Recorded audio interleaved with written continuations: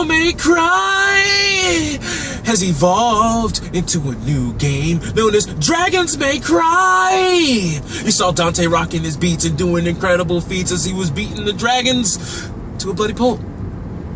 Oh, I'm sorry. What do you mean it's not Dragons May Cry? What the hell is it? Oh, it's Scalebound. Oh, well. Microsoft actually did something that Sony didn't. That was bring some games. Now, were they games that I would go out and play? Hell if I know. They look nice. They followed the same pattern as Sony, even though they went first. So I guess Sony followed the same pattern as them. When they're exclusives, they showed them and they look nice. But did they look fun? Other than Sunset Overdrive, they just look nice. And that's fine and dandy. And also, it is what it is. But let's start off with talking about Scalebound.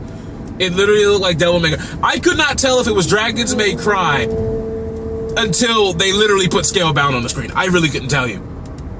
I really couldn't. Now, maybe that's just, you know, some bad product recognition because it's a new IP. But the fact is, it's a new IP, and it looks like people give a shit about it. So Microsoft, kudos to you on that. Then you had Sunset Overdrive. Now, look, I'm one of those people that's been, I want a Jet Set Radio sequel. I want it now. And, you know, Sunset Overdrive might be the closest people will ever get to another Jet Set Radio game because it's got your cell-shaded graphics, it's got your fast motion, it's got grinding. It has everything you'd really come to expect from a game like that. And to be fairly honest with you, I'm going to be straight up.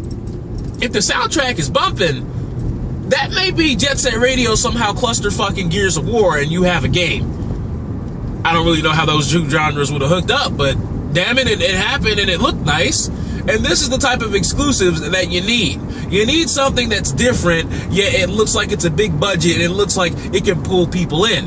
I'm sorry, Sony, but you played two entwined lovers. No, don't give me this hipster shit, okay? Now, don't get me wrong, hipster shit is cool every now and then because there's that flower game, you know, when you play the flowers, I believe it was on the PS3. But fuck! Come on, guys!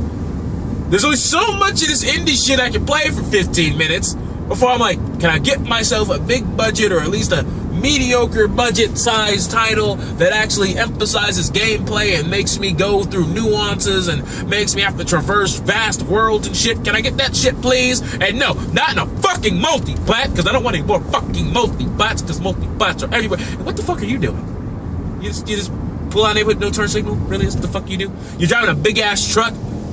Fuck you. Anyway, back to what I was saying about Microsoft. Microsoft is good. It's great. I'm glad they're bringing their exclusives out. They kicked Sony's ass at E3. There, I said it, and I can admit that. They ultra comboed and shit.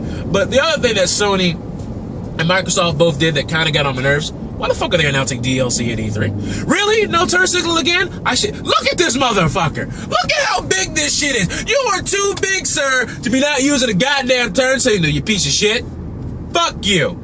I'm legit. The fuck y'all up in the other lane? The fuck is this? Where'd you get your license from? Did you get your license from Sony's press conference? Because holy shit, they didn't know how to present either. I mean, goddamn. If you had a number on the back of your truck, I would call that shit right now on the fucking video. And I would say that this guy out here with license plate LY, whatever the fuck it is fucking up. He's fucking it up for everybody. He's fucking it up for your company. I would not call your company to repair a goddamn thing, knowing I'm putting innocent lives in danger.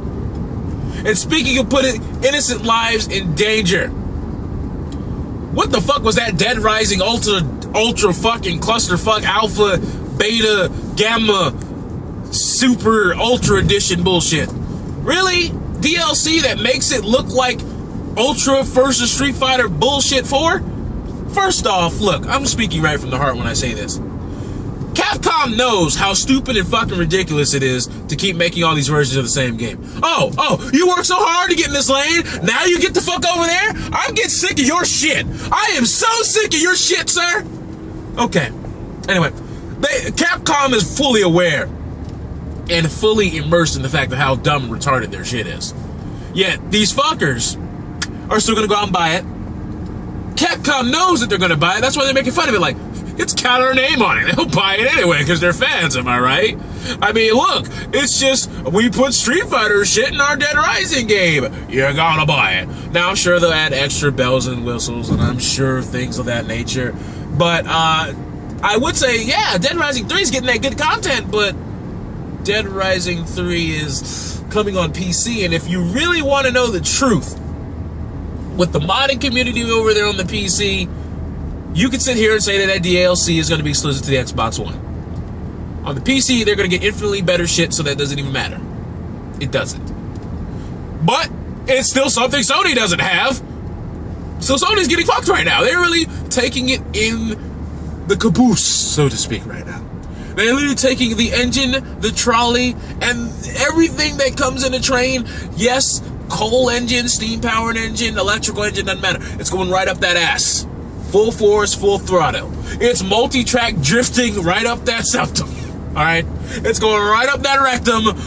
Multi-track drifting. Theme song and all. Right up in every crevasse that Sony has opened up. Every orifice that they have opened up and left themselves vulnerable to. Multi-track drifting. Full throttle. Right up there. So Microsoft, I'm going to have to give you a C+. You did above average this year. Sony, I forgot to give them a letter, so I guess they get a D-. I mean, they had some shit, but they were really borderline failing because that shit with the fucking TV and all that shit could go fuck itself. But now it's time for the main event.